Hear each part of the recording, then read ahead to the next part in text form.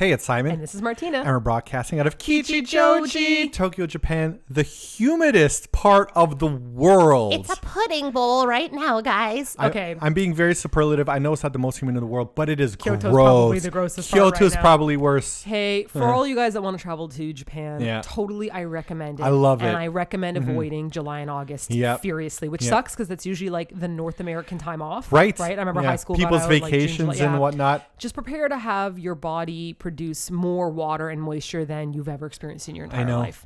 Wow. Yep. We are wet in weird places, guys. I got to work out today. I'm really You have to wait for the sun to set, Ducky. No, I can't. I'm going to work out right after this podcast. It's way my too only mushy time. outside. I know I'm going to die, but I'm going to lose so much weight. I'm going to be so thin. Ducky, Oh my God. no, you should do it after you shave. Maybe. Yeah. Maybe not. He's We'll like, see. you're not going to be here, girl. Well, You're the going to reason physio. the reason why we can't do it after we shave is because we're going to be filming a video after we shave, and then jet lag is going to kick us in the ass. Sorry, quick question. Why is there we shave? I'm not going for a shave. No, all right. I decided not to You've grow my already beard in. shaved your Yes. beard today, so Yeah. so you're training that. I'm going to shave my beard. I have a place down in Koenji that I go to. Koenji fucking city. It's pretty gangsta. It is quite gangster. And that's where I get my beard shaved. But this is the earliest we've ever filmed a podcast. I think it's like 11 a.m. or so. So for those of you that don't know, we just got back from our trip. We went to Malmo, Sweden. Yes. And then we went to Copenhagen for 2 days afterwards. Right. And we went to Malmo for work. Yeah. It was totally awesome. Malmo Tourism contacted us and they were like, hey, we'd love to pay for you guys to come here. Right. And film a video. And we were like, yup. And they didn't even have any talking points. They're like, we want you to say this or we want you to say that. No, none of that. It was just like, go film whatever you want. And disclose in your Instagram that it's a paid and that's it. Which is why we're also kind of disclosing this, because I'm not sure where the line goes with like product placements, because they didn't pay for this podcast. They just like want a video on our YouTube channel. So this right here, we're just talking about Malmo because we really like it. But I think we should at least disclose. I mean, I don't know how this thing works. I mean, you do you, because by saying that it's already been disclosed. Yes. The point is that it's a complicated line, because if we go to Malmo and we have an amazing time, it's just our opinion. Like, I mean, going to Malmo and being able to explore a city and not having somebody breathing down your throat and breathing down your throat. I don't think that's how it is. Breathe, damn you. Breathe down your throat. We have said no to every single one of those types of opportunities. Yeah. Like the ones where they're like, you have to come here and say all this You and do say that. this, We're you say like, this. No, nah, thanks. I'm not going. Yeah. Because what if you have a terrible time? What if you don't like it? Right. And then you have to promote that to your audience. Yeah. I mean, we could have been making a lot more money if we just had a lack of morals. Yeah. Damn. Good on us for being ethical. Yes, as we rock and pay off our student loans. Yes, no. But we had an amazing time. The point we're talking about is jet lag. Yes. It is the worst that we've ever had. Right. Because we did not remember the fact the sun never ever frickin' sets in the summertime in certain parts of the world. Yeah. We went to Finland a little while ago where the sun literally didn't set. Like it'd be up at like midnight as well. Yeah. It wasn't that bad in Malmo, except it would set at around 10 p.m., which for like some people in Europe, I think that's like okay and like understandable. Because I even spoke with a German friend. He's like, oh, what do you mean? Like, that's fine. But here in Japan, the sun doesn't set at 10 p.m. Neither in North America. Like even in the summertime, I think it sets at like 6 or 7 There's maybe. a feeling of like it's the evening and it's setting, and then now we have nighttime hours. Right. But when we were in Malmo in Denmark, the sun, Simon's saying the sun set at 10, but it didn't go down until like quarter to midnight. I have a picture. There wouldn't be like pure midnight black. It'd still be like a dark blue, you know, like late into the evening. And then 2 to 3 hours later, the sun's like, guess I should just come back up again. I'm so sensitive to sunlight when I sleep. Right. Not everybody is sensitive to light. I'm sensitive to light. I'm sensitive to sound. I'm sensitive to your everything. eyelids are super thin, so way free thin. like we have blackout curtains all over our room. We have them in the hallway so that no light can creep through. And if it ever does, like especially when Memers comes in the morning and like you see a little crack of sliver of light, then you'll pick that up. Not me. I've got very thick boy eyelids. That's very exciting. THICC eyelids. You like them, don't you, girl? So what we talked about was that we think that this amount of sun that we had, and then coming back to Japan, which is in rainy season right now, and we're actually brought the sun back apparently. Right. So my friend Amanda messaged me and was like, apparently this is the longest Japan went without sunlight. It was something like 26 days, and altogether there was like 9 hours of sunlight the entire time. Yeah. But when we got back the next day, the sun kind of broke through. And we have sunlight right now as well. Yeah, so I think we maybe just lucked out because like whatever typhoon was coming through maybe cleared up. But there's something about being in consistent sunlight. It's because you bring sunshine to the world. Come on, give me a hint. The sunshine, let the sunshine, let it shine. That was corny, wasn't it?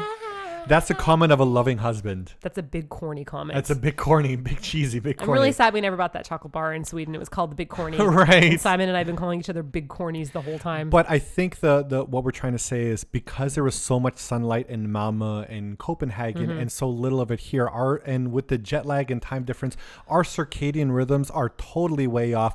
You and I are almost on like shift duty when it comes to like when we're sleeping. Like we're like, I'm well, awake. good to see you right now, Simon, but you'll be asleep in an hour and I'll be awake. The first night, like you stayed awake until 6 a.m. Yep. Right, and then I wasn't tired at all. And then when you woke up in the afternoon is when I went to sleep. Our rhythms are totally off, so we're lucky right now that we're both awake, so we can record this. Memers is cranky. When I was up all night, I was just making some musical beats on my garage band. Yeah. And it was like totally dark except for me playing music and the doors closed so Simon wouldn't wake up. And poor Memers was like, please let me sleep. Because he usually sleeps in the basement.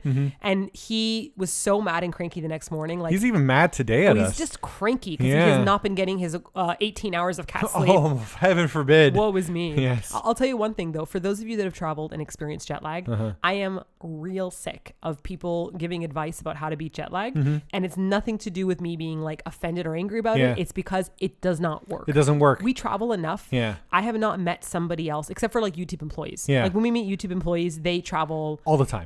Like every month. Yeah. They're just constantly gone, going to America, coming back, going to different places. But they don't have to be like on camera and on like awake. Yeah. You know what I mean? Like attending an event and being in the audience of something is very different than arriving. Like we arrived in Malmo and we had to get off of an 11-hour flight. Passively consuming is different than actively producing. Yeah. You know? And being like on and being happy and smiling. Like how do you do all that when you're absolutely exhausted from a huge flight, right? So well, we're lucky that Malmo was very interesting and we were able to learn so much about it and that we liked it. And as foodies, it was a really great place. There were so many neat restaurants, like so much cool like coffee shops and pastries. Everybody was so friendly. So friendly. Like we'd go to a shop, we'd be hesitant about, can we film here yet? We're not sure. So we would do what we normally do in Tokyo, which is show up, try the stuff first, suss it out, and then we might come back the next day to film, right? So we went to like a couple places like, ya bastard! Ya bastard! You'll know when you see the video, but we went there twice and we went to like,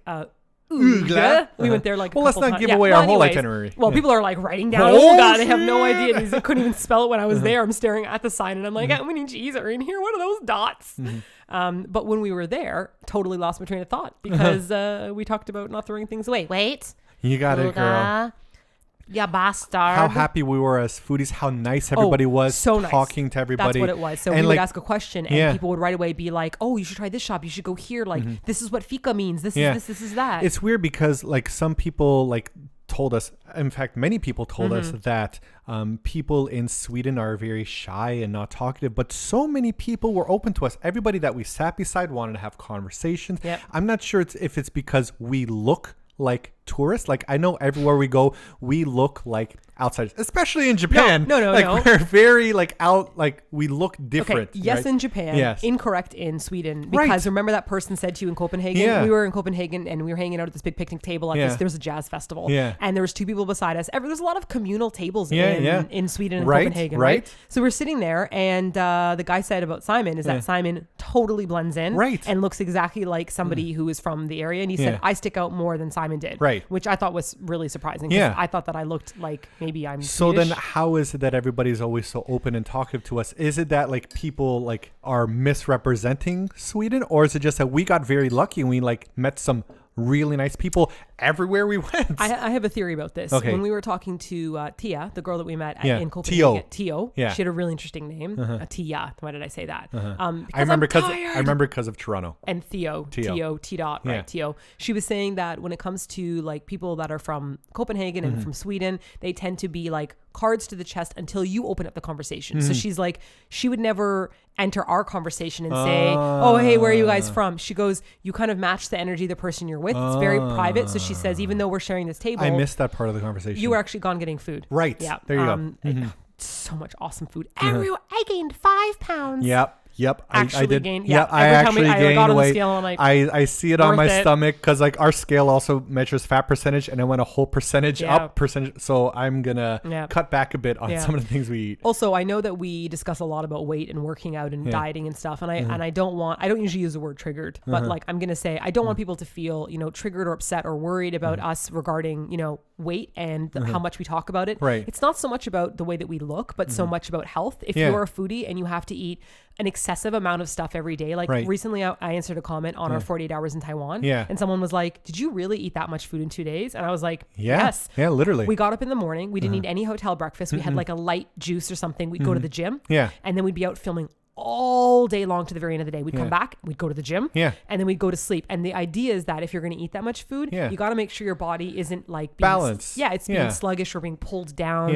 I gained 5 pounds, no big deal. Like you can't really see it on me, but I know that my knees are going to feel it, my ankles are going to feel it. I definitely ate a lot of treats. There's lots of cookies and the thing is, we can't live an entire life of feasting. Like there's feast and famine. Like we go back and forth. Like in a lot of our videos, you don't see us dieting because like we're trying to enjoy ourselves eating. But I remember like we spoke with somebody in Korea who's like a mukbanger, and he would eat tons and tons of stuff, but he was completely ripped. Oh, the swimmer. Because he would swim all the time. He'd be like, like eating is my job, and I have to make sure that I'm healthy enough for the job. So we want to be the same way. When we notice that we eat a lot for our videos, we got to dial it back afterwards if we see that we're gaining weight. Simon had his steamed chicken breast with a hard-boiled egg for breakfast. That's what I did. I had tofu with green onions and a little bit of dashi on top. And those aren't fun videos to share, though. And then I had my chahu amboshi, which and is that's just like why steamed egg we're custard. so excited whenever we eat good food on video. It's not faking. We're like, I really, really enjoy this compared to my steamed chicken breast. Ordering dessert is a delight. Right. Guys, berries and Sweden. Japan is not good for berries. Like it's good for strawberries, but blueberries and raspberries aren't really its thing. What are they called again? Blabber. Yes. Blabber. Love the greatest name for blabber berries. Berries are something that I miss so much. I'm a big berry girl. You'll notice that I have berry much. Very much. I have berry earrings. I have tons of I've got like strawberry nails. I have watermelon earrings, which are not berries, but I like that kind of food. I like things that are pink.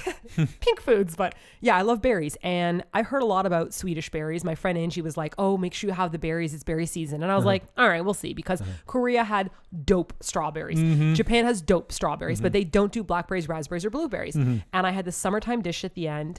And when I bit into the strawberry, I was like, I'm upset. Yeah. Like, it was like a combination of Korean and Japanese sweetness, but this like really magical tart flavor. Right. Kind of like when you squeeze a lime on something, or when you have mango with chili, or that kind of it's like a contrasting, because like I find Japanese and Korean strawberries are only super sweet, sweet and delicious. Some like even like honey flavor, but there's no like contrasting note on there. While I believe that like Swedish berries do have that. Wow. And it's funny to say Swedish berries because it reminds me of just the like candy. the candy. Right. And we even grilled a couple Swedish people. We're like, what do you call Swedish berries in Sweden? They're like, we just call them berries. And we're like, damn. We gave an honest effort when we went back to Sweden. It's been a few years now. We gave an honest effort to enjoy black licorice. Salted licorice, yeah. I'm older now. My taste buds have died a bit. For maybe surely. like I don't. Maybe I can like black licorice.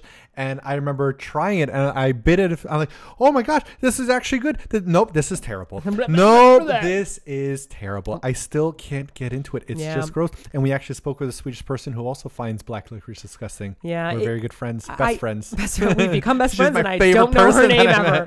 I had one black licorice that I ever liked, and I'm pretty sure we were in Finland. Okay. And some lovely nasties gave us like fan packages, and in it were these long tubes. Let me know if it's Finland or if it's Norway or if it's Sweden, because when we did like a little like detour and stuff, sometimes it blurs together as to where I was, but it was a long raspberry tube, and inside was black licorice. And when you bit into it, you had the tart like sweet cherry, and then you had the black licorice, which was pretty much like covered up. That was delicious. And then I also tried this like caramel ball of chocolate, and you eat it and the outside is all caramel, and you're like, wow. And then on the inside there's a tiny bit of salted licorice. I think that's the only way I can consume it. Only if you hide the flavor of black licorice. If like it's, celery slathered with peanut butter. Just one note of black licorice with salt, not good. But if you like combine it with other things, then you could kind of appreciate it more. I think that's something that we talk a lot about in our videos. Not just having one flavor of only sweet, only salty, only garlic. Me, sweet boy. You have a hair on your eyeball, which I believe is a cat hair, which makes me suggest somebody might have made out upstairs with a cat. I might have. Did you bring him upstairs and tuck him into bed? I did. He was such a grumpy little baby, so I tucked him in the bed. He was like meow, meow, meow, meow, walking around like meow. And Simon's like, all right, picked him up, put him in bed, and we were just like, goes to sleep. One of the things we wanted to talk about that was super fun was the electric scooters. Right, guys. Right. So they have Limes and Tears and another company that we didn't participate in. I remember, what was it called in LA? So in LA, they have Birds and they have Limes. And I remember when we were in Santa Monica, like that's when like Birds were starting to become really popular and they were all over the place and we loved them. And there was some controversy happening. Like City Hall was trying to like fight against them. Is it a car? Is it not? Is it a vehicle? Should people leave them around? Right. We should explain what this is though. So basically, you know those scooters you see that kids have where you hold the handlebars and you put one foot on and then you push with the other? P.S. I had one as an adult when I was working at All Fired Up in Toronto. Right. What a nightmare. I tried to push it all the way to work. Right. Do you remember? I remember to give up. You're like, I found one, and then you like rode it all the way and home. I cleaned it and I de-rusted it and I oiled it. I was like, oh my god, I have my own little scooter. And then halfway to work, I was like, this is a nightmare. And then you realize why somebody threw it away. Yeah, well, it's exhausting. Your knee hurts, your legs hurt. Also, didn't really think about EDS at the time, but like, man, that was a pain in the butt. So these are those, but electric. So you stand on them, you put your 2 feet together, and you have either a button that you push down, or you might have a squeeze bar, kind of like that's for the brake, yeah, usually, but like it's usually just like a little thumb trigger for acceleration. And pretty much it's, I would say, always tells you that you need to wear a helmet and stuff, but like no one does. Nobody and does. it is definitely something you should not use if you're not comfortable with like sports and athleticism, because there were a couple times where you're on the road and like there was some weird thing on the ground, like a giant rock or something, and you got to like jump off and kind of run with it. Like I did a couple of those. There were some moments where you hit a curb. I hit a curb because it was really dark and we couldn't see when it was. Yeah, I mean, you took the right route, but it was like a swoop, and then Simon just hit the chunkier part, and Simon was like, "No shit," and he ran. But the point is, so much fun. When we're on these scooters, I actually really like them for exploring new cities. Like one of the things I don't like is like whenever like we get off the airport and then like we get into a taxi and we bring our luggage somewhere, like you'll be on one seat, I'll be in the other seat, you'll look out your window, I'll look out my window, and you'd be like, oh my god, look at this, and I can't see it because I can't like bend down. Simon's tall and it's an issue I'm for tall, him. so like I could only see like parallel to me. I can't see what's up there on yours. But like when we're on scooters, there are no walls, there are no roofs that are in our way. We could just get on there. We go at like 15 kilometers an hour and we could see the whole city around us, and it really opens everything up. I really love it.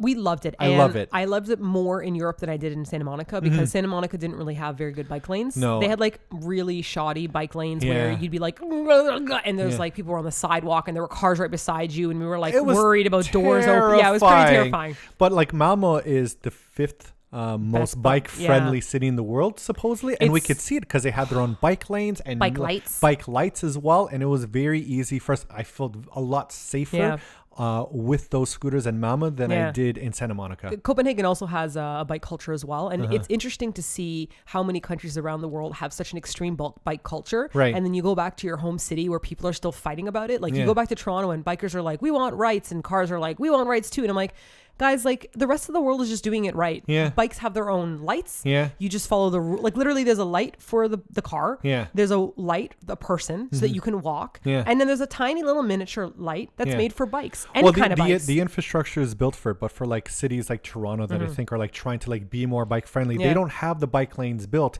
And so it's like bikers and drivers that are like combating against each other when they should be like saying to the city, hey, we need to like change this infrastructure a little bit so that we could be more accommodating to bikers, so that nobody has this issue. And you don't argue with each other about like what's the right way to do things anymore. I guess what's weird to me is that there shouldn't even be an argument. It should be like, hey, we should have more bike lanes, and everyone should be like, yep. Yeah, that's better, I think, than everyone owning a car. And then you should figure out how to get the cars out of the certain areas. Like the parked cars on the edges don't need to be there. People can park over there. You can just make it like no car. Like in Europe, there's a lot of like no cars parking on the street. Yeah. I don't know where the cars are. Yeah. They're probably parked somewhere in a parking Not lot. sure. But the roads are just like roads and walkways, and that's it. Right. Oh, it was so amazing. Wind blowing through your hair. I kept it in my pocket. I was wearing a jean jacket, and inside my pocket, I had my music on, which only I could hear because it was like so windy. Yeah. And you're scooting down the street. And it really wakes you up. It's exhilarating. Yeah, it is exhilarating because you could almost die. And so your jet lag is like immediately gone, and you can just go like, Ducky, and he'll be like, what? And we have like hand signals, and we'd see a coffee shop and we'd just hop off, you know? And what's cool, I would put Google Maps in my pocket, and it would like shout out directions like turn left here, turn right there. And it was great because I wouldn't have to like look at my phone at all. A bit of a lie, because what it would say is turn left on Bin Hordlin, Sinlin, Hando, Bin Gorshnin, Nibich, Bin Han, Min Hailmin, Sam. And I'm like,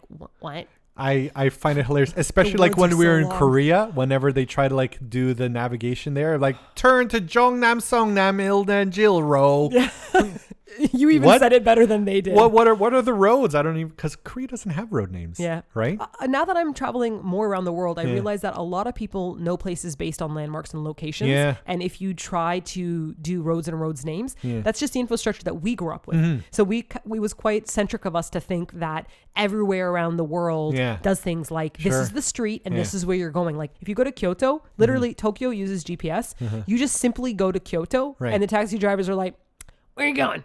And you're like, here's the address. And they're like, no, tell me what it's close to. Called. And they open up a map. Yeah. This has happened every time we've gone to Kyoto. No Kyoto taxi has ever had a GPS that I've been in, at least. Like maybe some others do. In Tokyo, almost all of them have GPS. Yeah, it's rare when you meet someone who doesn't have GPS. So it's always safe to kind of have a landmark in your mind in advance. Like, oh, it's close to this hotel. Hot tip for Kyoto. Yeah, hot tip for Kyoto. Or like it's close to this subway station. But otherwise, they just have no idea. Like if you open it up on your phone, you can show them the map, but they won't be able to type anything in. But anyways, it was a delight. We loved it. And then Copenhagen, we also used the scooters. Yeah. And basically you download this app and you scan it and then it measures. Every scooter has its own QR code. Yeah. So you open up the app and you scan that QR code and then it unlocks the scooter for you. And then it charges you. Like a sound. It charges you based on the distance. And then when you're done, you like on your app, you turn it off and then that's it. So that you don't have to worry about somebody else taking your scooter. Yep. Like if you try to use a scooter without like enabling it on the app and an alarm goes off,